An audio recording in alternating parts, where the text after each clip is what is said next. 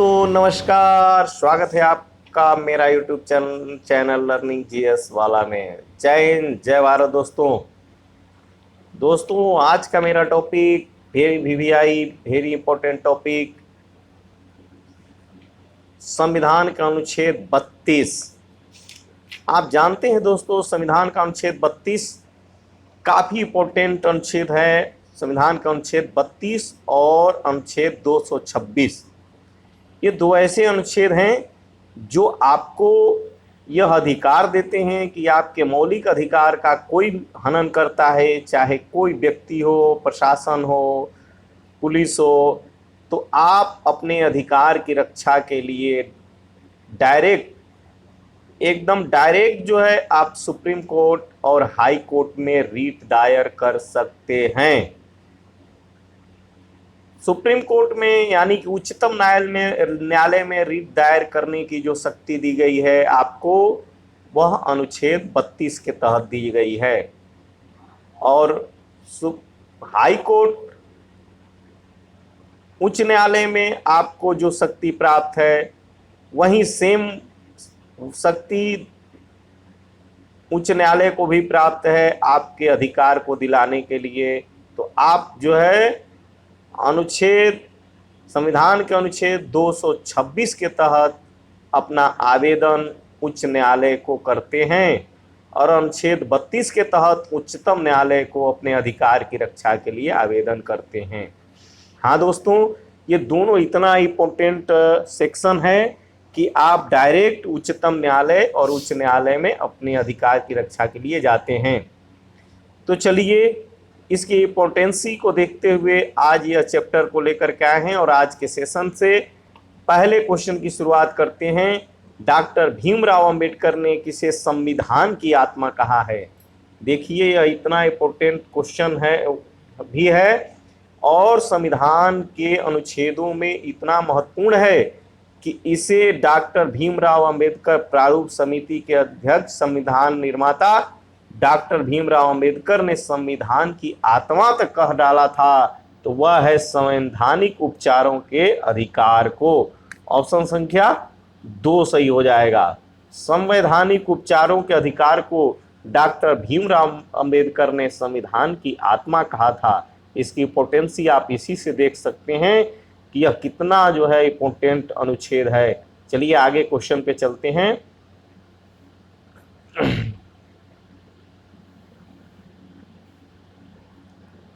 मौलिक अधिकारों को प्रवृत्त कराने के लिए उच्चतम न्यायालय में आवेदन किया जाता है किस अनुच्छेद के तहत? अभी हमने आपको बताया कि मौलिक अधिकारों को प्रवृत्त कराने के लिए आप उच्चतम न्यायालय में आवेदन करते हैं और मौलिक अधिकारों को प्रवृत्त कराने के लिए उच्च न्यायालय में भी आवेदन करते हैं। तो उच्चतम न्यायालय में जो आवेदन करते हैं वह अनुच्छेद 32 के तहत करते हैं। ऑप्शन संख्या 3 सही हो जाएगा। अनुच्छेद 32 के तहत और उच्च न्यायालय में अनुच्छेद 226 के तहत। ओके दोस्तों, अब अगले क्वेश्चन पे चलते हैं। मौलिक अधिकारों को प्रवर्तन कराने के लिए उच्चतम न्यायालय कितने प्रकार की समाधि नहीं होता है, ये जो है रीट, समावेदन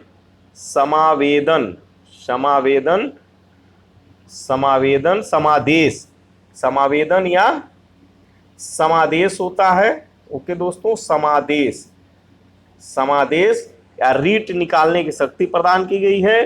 तो मौलिक अधिकारों के प्रवर्तन के लिए उच्चतम न्यायालय या उच्च न्यायालय को 5 प्रकार की रीट निकालने के 5 प्रकार की रीट उच्चतम न्यायालय और उच्च न्यायालय निकालते हैं।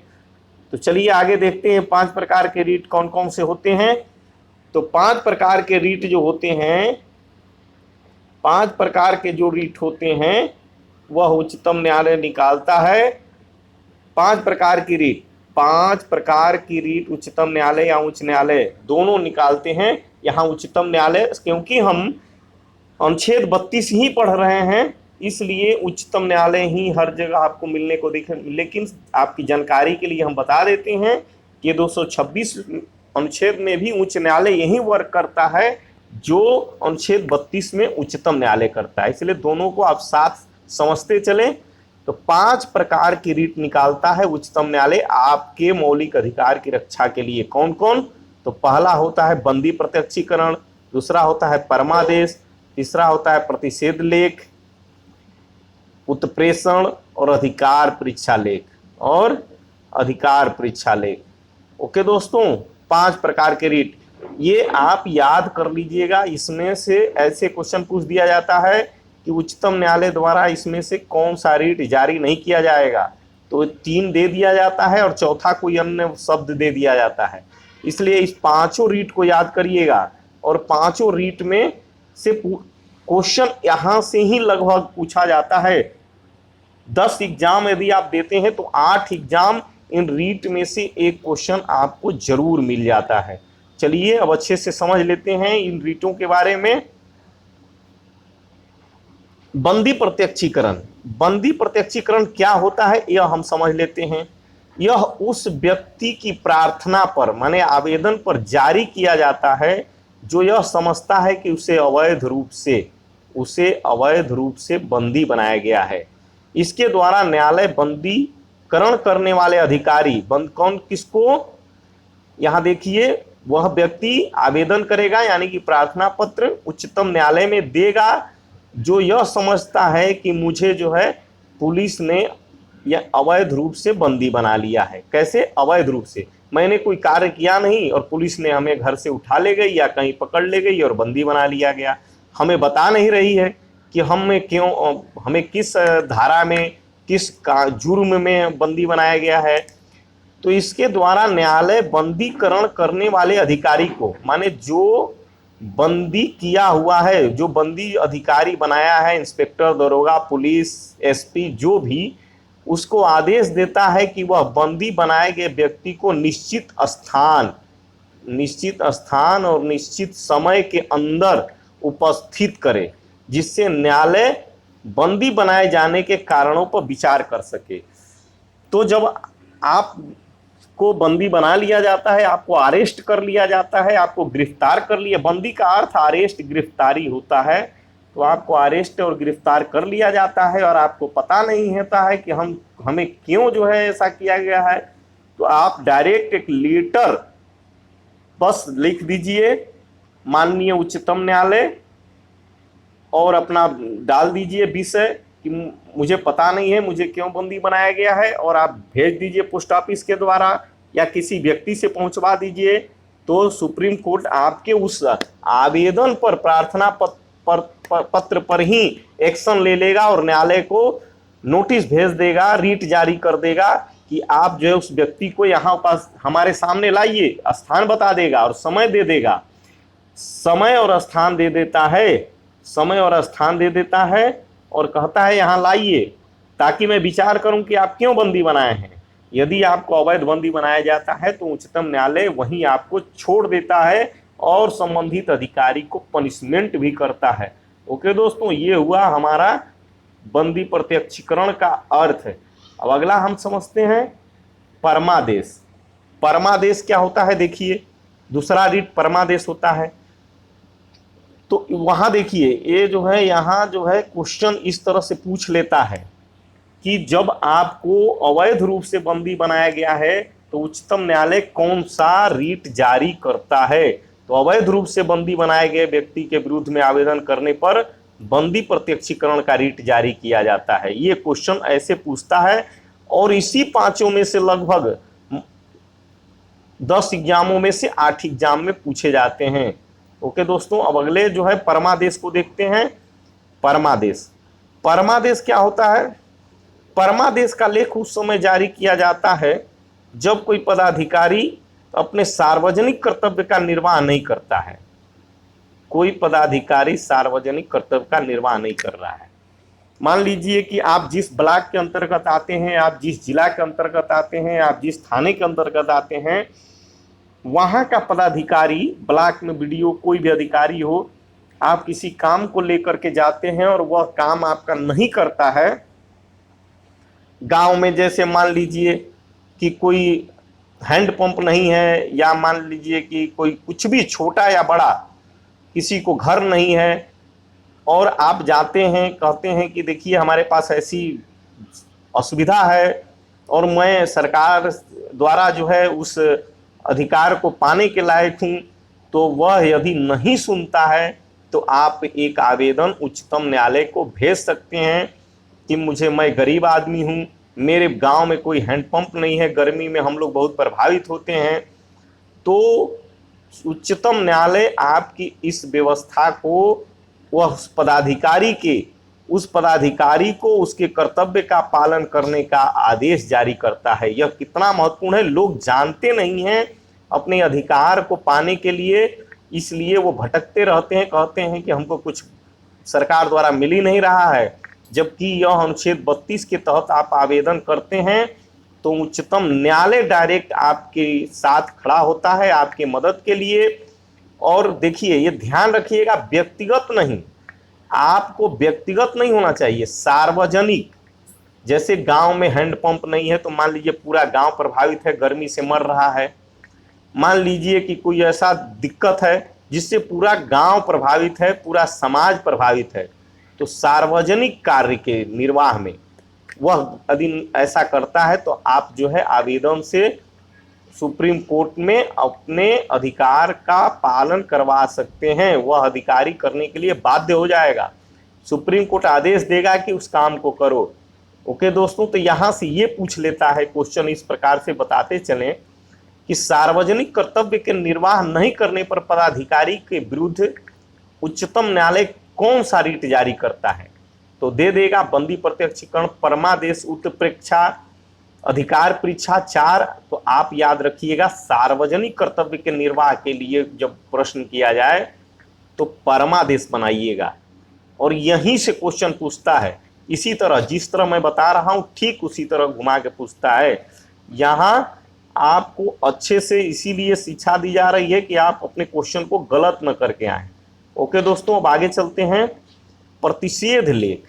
प्रतिषेध लेख, तो प्रतिषेध लेख क्या होता है? यह आज्ञा पत्र सर्वोच्च न्यायालय तथा उच्च न्यायालय द्वारा, बोले ना, ये दोनों निम्न न्यायालय को, अपने नीचे न्यायालय को, जैसे नीचे में न्यायालय होते हैं, सिविल न्यायालय होते हैं, उनको, जिसे हम सेशन न्यायालय भी बोलते हैं, उनको यह जो है सर्वोच्च न्यायालय और उच्च न्यायालय क्या करते हैं? अर्ध न्यायिक न्यायाधिकरण को जारी करते हुए साथ में अर्ध न्यायिक न्यायाधिकरण को भी, अर्ध न्यायिक न्यायाधिकरण, ये अर्ध न्यायिक जैसे एसडीएम का कोर्ट होता है, यह न्यायिक नहीं होता है, अर्ध न्यायिक होता है।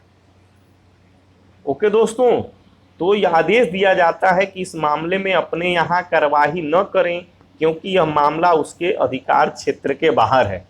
मान लीजिए कि कोई ऐसा जो है कार्य है जो एसडीएम के अधिकार क्षेत्र के में नहीं आता है, सेशन न्यायालय के अधिकार क्षेत्र में नहीं आता है, सिविल न्यायालय के अधिकार क्षेत्र में नहीं आता है, और वह कार्यवाही कर बैठता है, तो आप आवेदन देते हैं कि इनका अधिकार क्षेत्र में आता ही नहीं है, माननीय सर्वोच्च न्यायालय उच्च न्यायालय को बताते हैं, एक आवेदन ही, आप केस नहीं फाइल करते हैं, एक प्रार्थना पत्र सिर्फ देते हैं, एक आवेदन भेजते हैं वहां, उसी पर वह संज्ञान लेता है और संज्ञान ले करके अपने इस नीचे के न्यायालय साथ में अर्ध न्यायिक न्यायाधिकरण को अपना जो है नोटिस भेजता है और कहता है कि जब इसमें आपका अधिकार क्षेत्र नहीं है तो आप कार्य मत करिए और वहीं उसे रोक दीजिए। तो यह आदेश देता है कि यह कार्य आपके अधिकार क्षेत्र के बाहर है।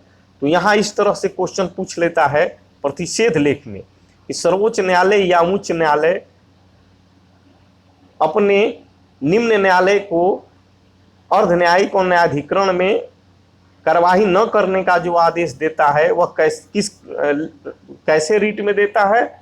तो प्रतिषेध लेख की रीट जारी करके, प्रतिषेध लेख की रीट जारी करके। तो ध्यान रखिएगा, बंदी प्रत्यक्षीकरण बंदी में जहां अवैध रूप से बंदी बनाया गया है, और जो है परमादेश जो वहां आदेश दिया जाता है कार्य करने के लिए, जब वह नहीं करता है तो प्रतिषेध में, प्रतिषेध माने रोक देना कि आपका अधिकार क्षेत्र नहीं है। अगले रीट पे चलते हैं, क्या है? उत्प्रेषण। उत्प्रेषण क्या कहता है? तो इसके द्वारा अधीनस्थ न्यायालयों को आदेश दिया जाता है, अधीनस्थ न्यायालयों को, सर्वोच्च न्यायालय, उच्च न्यायालय, अपने अधीनस्थ न्यायालय जैसा कि सेशन न्यायालय और सिविल न्यायालय को अपने पास लंबित मुकदमों के न्याय निर्णयन के लिए उसे वरिष्ठ न्यायालय को भेज दे। यदि आपको ऐसा लगता है कि मुकदमा जो है काफी लंबे समय से चल रहा है और कोई न्याय निर्णय नहीं हो रहा है, विलंब हो रहा है, तो आप चाहें तो अपने न्याय के लिए सर्वोच्च न्यायालय और उच्च न्यायालय में आवेदन करते हैं, तो वह अपने अधीनस्थ न्यायालय को उचित समझता है, तो वह नोटिस भेजता है कि जो लंबित मुकदमा है आपके पास उसे हमारे पास भेज दीजिए, और वह जल्द से जल्द निर्णय दे देता है।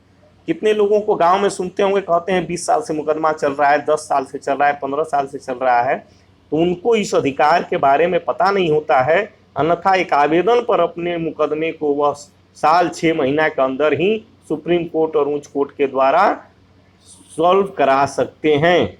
ये कितना महत्वपूर्ण है, तो यहाँ इस तरह से क्वेश्चन पूछ देता है कि सर्वोच्च न्यायालय अपने अधीनस्थ न्यायालयों से मुकदमा कब मंगवाता है, किस रीट के माध्यम से, तो उत्प्रेषण के रीट से। ये ध्यान रखिएगा, मैं बार बार पूछ रहा हूँ, पेपर उठा के देखिए, बैक पेपर जहां भी पीछे के क्वेश्चन, यहीं से क्वेश्चन पूछा जाता है। अब आगे चलते हैं, पांचवा क्या है, अधिकार परीक्षा लेख। अधिकार परीक्षा लेख, जब कोई व्यक्ति ऐसे पदाधिकारी के रूप में कार्य करने लगता है कि जिसके रूप में कार्य करने का उसे वैधानिक रूप से अधिकार नहीं है। मान लीजिए कोई पदाधिकारी कार्य करने लगता है और उसे वैधानिक रूप से अधिकार नहीं है कार्य करने का, तो न्यायालय अधिकार परीक्षा के आदेश, परीक्षा नहीं परीक्षा के आदेश के द्वारा उस व्यक्ति से पूछता है वह किस अधिकार से कार्य कर रहा है।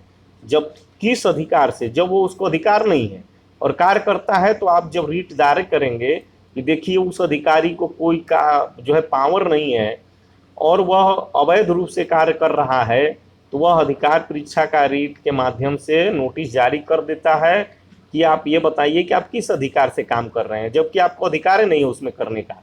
तो वह जब तक इस बात का संतोषजनक उत्तर नहीं दे देता है, वह कार्य नहीं कर सकता है। जब तक वह अधिकारी ये न कहे कि मुझे ये पावर है, मुझे किसी अधिकृत अथॉरिटी ने हमको जो है अधिकृत किया है, ये देखिए हमारे पास लेटर है, तब तक वह कार्य को नहीं करेगा जब तक कि वो सर्वोच्च न्यायालय को संतुष्ट नहीं कर देता है। तो अधिकार परीक्षा लेख जो है, अधिकार परीक्षा लेख इस रूप में जारी किया जाता है। तो यहाँ क्वेश्चन इस तरह से पूछ लिया जाता है कि सर्वोच्च न्यायालय अधिकारी को अपने कार्य करने को कब रोक देता है, तो और पूछता है कि आप किस अधिकार से काम कर रहे हैं, तो उसके लिए अधिकार परीक्षा रीट जारी किया जाता है। तो पांचों का क्वेश्चन जिस प्रकार से हम बताए हैं वैसे ही पूछा जाता है। आप इसको अच्छे से समझ लीजिए, हम जिस तरह पढ़ाए हैं आप ध्यान से समझ लीजिए, आपका क्वेश्चन बन जाएगा। और 10 क्वेश्चन जो पूछे जाते हैं मौलिक अधिकारों से, इसमें से 8 जो है पेपरों में ऐसे ही पूछे जाते हैं। यदि 10 क्वेश्चन पूछे गए होंगे 10 एग्जाम में, तो 8 तो यहीं से पूछे जाते हैं, क्योंकि यह काफ़ी महत्वपूर्ण होता है। आप समझ सकते हैं कि यह जो है अम्बेडकर जी ने इसे संविधान की आत्मा तक कहा था। ओके दोस्तों, तो आज का यह सेशन इम्पोर्टेंट सेक्शन था, इसलिए मैंने इसे बता दिया है। आप इच्छे से समझ लें और इसकी इम्पोर्टेंसी को हम बता रहे हैं तो समझें और बार बार रिवीजन करके समझ करके कंप्लीट कर लें। ओके दोस्तों, थैंक फॉर वाचिंग। दोस्तों जो लोग मेरे नए सब्सक्राइबर नहीं हैं चैनल के, वो सब्सक्राइब कर लें और वीडियो पसंद आए तो लाइक कर दें। थैंक यू दोस्तों।